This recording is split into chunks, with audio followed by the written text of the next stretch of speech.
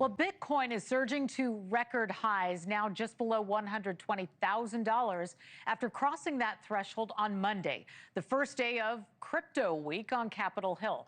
The House is taking up a series of bills designed to set up rules of the road for digital currencies and bring them into the mainstream. So these three bills are known as the Genius Act, the Clarity Act, and the Anti-Surveillance State Act. They're facing some criticism, though, from both sides of the aisle, and sources close to Speaker Mike Johnson now tell NewsNation that the House is set to try a re-vote on the Genius Act after the bill failed a process vote and could not advance because Republicans couldn't cobble together enough votes to pass it. Here with us now is Montana Republican Congressman Troy Downing, who is a co-sponsor of two of those bills. So good to have you on the show.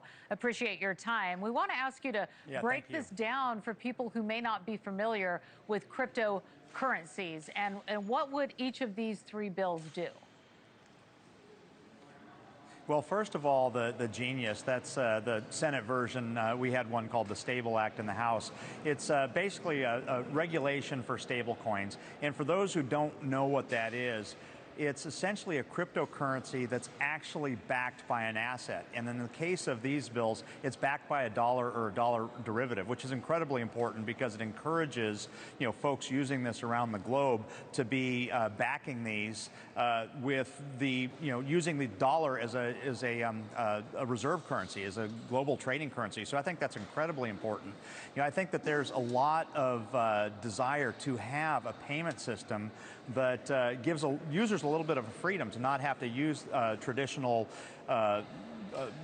payment methods like debit cards, credit cards, that sort of stuff. It gives an alternative there. I think there's a lot of desire. I think that there's bipartisan support on this. I'm really hoping we get this through, and I know that it's on the president's agenda. It's very important to me. It's important to my constituents, and I think it's important to really bolster, again, having the dollar be the reserve currency in these brave new world technologies, in things like digital assets. Yeah, I mean, that's a good way to put it, the brave new world, because a lot of people still trying to understand it.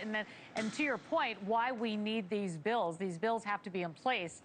And the question is, could Americans benefit from being able to use digital currencies in their everyday transactions? How does it all work together? Absolutely. I think that is the goal, to have basically something that's digital, but really a cash equivalent. And that's one of the things that was very attractive about this. But we also need to make sure, a couple of things. We need to make sure that innovation is happening here in the United States of America. We need to make sure that we have reasonable regulatory frameworks so that people want to develop things in the United States. Because otherwise, other countries, including possibly our adversaries, are going to blow us out of the water here. So there's an incredible desire to be able to do that. We need to have reasonable sideboards to make sure we don't have another big blow up like we did with FTX and Sam Bankman-Fried. But this is incredibly important that we're leading this race. And one other thing, you'd mentioned the three bills in that opening slide there. I just want to say a central bank digital currency is something that is a tool of Marxist communists, the Chinese. It's not something that Americans want. It's a tool to control and surveil the habits of your citizens. So that's something that at least I'm pretty sure the majority, if not all of my conference, is absolutely opposed to. We need to make sure that we don't have an inroad for tools for the federal government to track our payments, but we do need to have a regulatory framework so that innovation is happening here. We can streamline payment systems, and we have clear sideboards to keep this from blowing up, like what happened with FTX. All right. Well, it's such an interesting new world, as you said. Congressman Troy Downing, thank you very much for being with us today. We appreciate you breaking it down for us.